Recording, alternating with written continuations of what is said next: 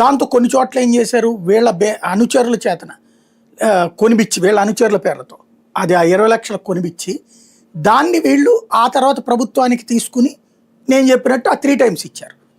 ఇచ్చి ఆ రేటు వాళ్ళకి ఇచ్చేసేసి, అంటే అనుచరుడికి ఒక 5% డబ్బులు పడేస్తే మిగతాదంతా వీళ్ళు తినేశారు. ఇది అప్పుడు చాలా చోట్ల వినబడ్డటువంటి అంశాలు. దాని మీద వీళ్ళు దర్యాప్తు చేసినా ప్రూవ్ చేయలేరు. ఎందుకంటే అమరావతి ఇష్యూలో జగన్మోహన్ రెడ్డి ఏమైనా ప్రూవ్ చేయగలిగాడా, లేకపోతే ఎట్లా.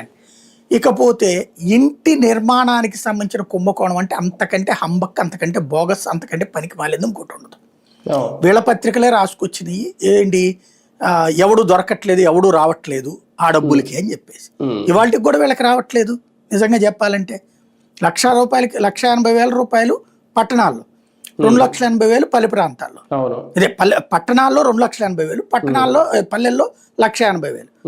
ఇక్కడ సెంటు, అక్కడ సెంటున్నర.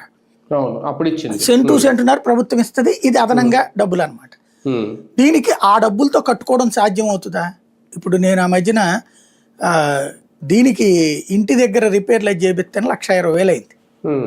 పైన రంగులు వేయడానికి